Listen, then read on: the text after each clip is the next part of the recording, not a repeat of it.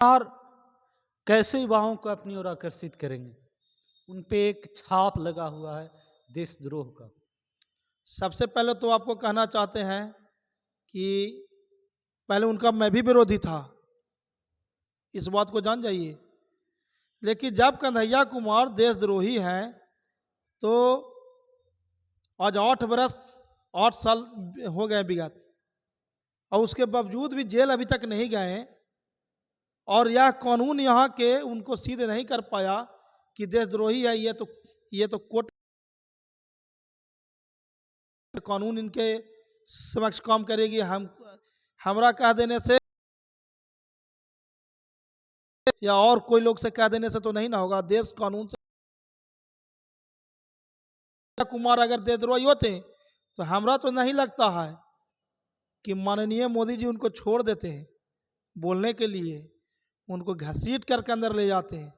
लेकिन मैं जानता हूं कि कन्हैया कुमार इस तरह के देशद्रोही का बात नहीं बोल सकते, इस तरह का ख्याल भी कभी नहीं आ सकता है, क्योंकि वह वामपंथ विचारधारा से थे। और कांग्रेस लोग कभी देश के खिलाफ नहीं किए हैं, के खिलाफ नहीं बोले हैं। कोई किसी को अपना शरीर से और जो उन पर ब्लेम लगा है, कहीं भी वीडियो यह बोलते हुए कहे हैं कि देश तेरे टुकड़े टुकड़े होंगे, कहीं नहीं बोले हैं। ये मनगढ़ंत वहां से भाजपा का आईटी सेल बना करके डाला और पूरे देश में पॉपुलर हो गए। कन्हैया कुमार इस तरह के बात देश में फैला रहे हैं, लेकिन आज फैलाए हुए थे तो 8 साल सरकार उनकी है। हम तो फर्स्ट आगे चलाइएगा। 8 सालों से उनको जेल में क्यों नहीं डालें? इसका मतलब आप देश के नफरत पैदा कर रहे हैं। आपका कानून इसके मतलब आपके समय सिद्ध होता है जब देश के प्रधानमंत्री उन पर टिप्पणी कर सकते हैं, तब उनके पास शासन है, प्रशासन, तो उनके पीछे लगाना चाहिए था ना। लालू यादव अंदर चल जा रहे हैं बार बार, बढ़िया बढ़िया वीआईपी नेता के कड़ी लग जा रहा है, और कन्हैया कुमार कहे बच जा रहा है। भाई वह दोषी नहीं है, कन्हैया कुमार को बदनाम किया जा रहा है। सिर्फ बदनाम किया जा रहा है। हम तो मांग कर रहे हैं कि माननीय मोदी जी अगर वो दोषी हैं तो पूरे देश के सामने उनका वीडियो चलाया जाए, और आपको ही माफी मांगना है कि ऐसा देशद्रोही के आपने 8 साल तक क्यों छोड़ा। जब देशद्रोही थे तो उनको क्यों छोड़ा गया, क्यों नहीं उनको जेल भेजा गया? आज तक के उनको पर गलत इलिगेशन लगा दिए, 1-2 महीना अंदर में रहे, उसके बाद निकले, उसके बाद तो आराम से घूम रहे हैं। तो हम लोग तो यही ना समझ रहे हैं कि कन्हैया कुमार तो देशद्रोही नहीं है, उनको सिर्फ बदनाम किया जा रहा है। हम तो ठेठ भाषा में बोल दिए आपको। राजेश राम बिहार प्रदेश कांग्रेस कमेटी के अध्यक्ष बने हैं।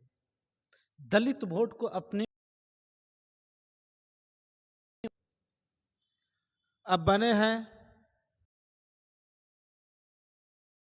जो दलितों का मान सम्मान देने का काम किया है।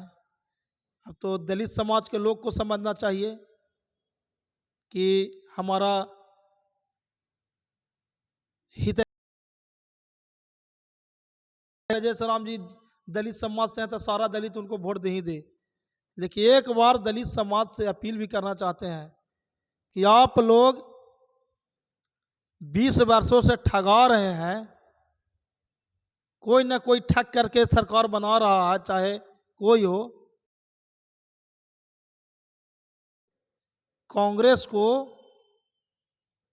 आप लोग देखिए, 5 साल का तो बात है, राजतंत्र तो है नहीं कि बपौती हो जाएगा। आप ही लोग को बनाना है, वो आप ही लोग के कुर्सी पर से उखाड़ के फेंक देना है। फॉरवर्ड वोटर आपके हाथों से छिटकते जा रही है। जब से आप सत्ता से बेदखल हुए हैं, फॉरवर्ड वोटर आपको वोट नहीं करता। मैं खुद राजपूत समाज से हूँ और आपको यकीन दिला देना चाहता हूँ कि गया और औरंगाबाद में मेरे समाज का 60% से 70% वोट इस बार कांग्रेस की ओर जाएगी। और क्यों जाएगी? क्योंकि हम लोग को भी बहुत ठगने का काम किया गया है किनके द्वारा? माननीय मुख्यमंत्री नीतीश कुमार जी के द्वारा और भाजपा के द्वारा। सिर्फ ये कहते हैं कि आप लोग स्वर्ण हैं और आप लोग देश के रक्षा के लिए जान दिए हैं, लेकिन आज तक कदर नहीं किया है। जितने भी राजपूत और भूमियार के ईटा भट्टा था उस पर लगाम लगाने का काम किए नीतीश कुमार। जितने भी पहाड़ क्रेशर था उस पर लगाम लगाने का काम किए। और तो और कम से कम जो विदेशी और देसी शराब के जो दुकान हुआ करते थे तो लगभग उस पर हम लोग का ज़्यादा अधिकांश प्रभाव था, तो उसको भी साजिश के तहत बंद कर दिए। हम आपको एक सच्चाई बात बता दे रहे हैं कि जो बिहार में जो दारू का जो बंदी है वह बंदी सिर्फ गरीबों के लिए है। हंटरगंज से पी के चलिएगा झारखंड से और सरघाटी यहाँ डोभी बॉर्डर पर कि जो आदमी दिल्ली एयरपोर्ट पर से दारू पी करके आता है तो पटना में क्यों नहीं लगाया जाता है चेक करने का मशीन, और जिसका प्रमाण मैं खुद हूं। आपको नहीं लगा था चेक? मैं खुद दिल्ली एयरपोर्ट पे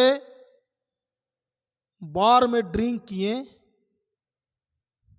और पी करके हवाई जहाज में बैठे और आराम से पटना एयरपोर्ट से बाहर निकले। शराब पीकर हवाई जहाज पर बैठना तो कानूनन अपराध है।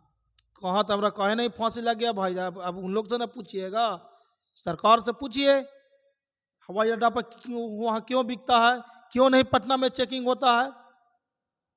ये सब गरीबों के लिए, सिर्फ गरीबों के लिए है। सिर्फ गरीब को थकाया जा रहा है। आज रैली में माननीय जीताराम मांझी जी बोले ना क्या बोले कि बिहार में जितने भी अफसर हैं जो माने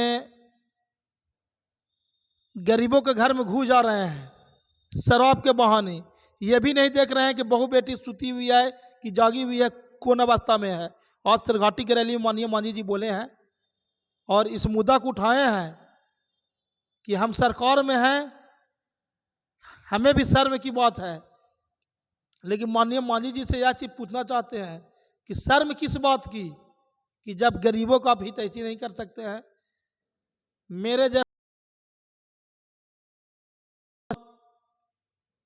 और मैंने सीट के लिए राजनीति नहीं करते हैं।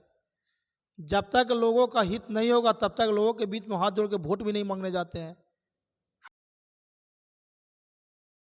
की तरह हम जाकर किसी से वोट मांग लेंगे और उसका काम नहीं करेंगे। हम लोग जनता के नौकर हैं और जनता के लिए 24 घंटा मर मिटने के लिए तैयार हैं। आज जिसको को बैठाएंगे तो एक एक आदमी का देन रहेगा जो अपना दान किया है, और दान एक तरह से भीख होता है। उस चीज को नेताओं को समझना पड़ेगा। खास करके बिहार में उनका वोट लेकर के उन्हीं पर आंख गुड़ेरते हैं कि क्या कर लेगा, 5 साल तो बन गई ना। इस तरह का बेशर्मी वाला काम हमारा जैसा आदमी से नहीं होगा।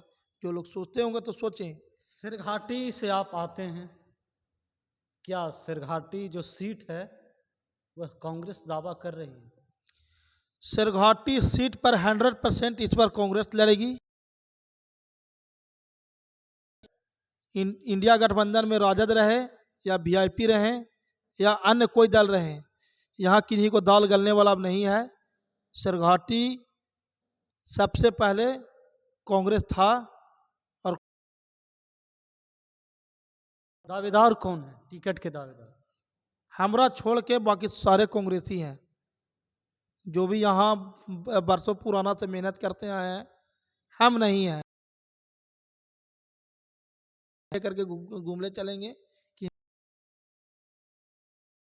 सिरघाटी विधानसभा कांग्रेस कांग्रेस लड़ेगा। और आपको बता देते हैं कि यहाँ से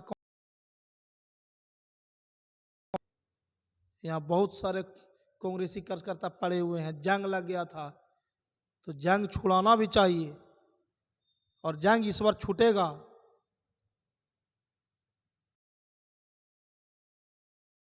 बिल्कुल जंग छूटेगा 100%। मान लीजिए कि सिरघाटी से कांग्रेस चुनाव लड़ेगी। और बाद बेबाकी से अपनी बातचीत को रखने के लिए और पूरे बिहार में जाने जाते हैं। आपने देखा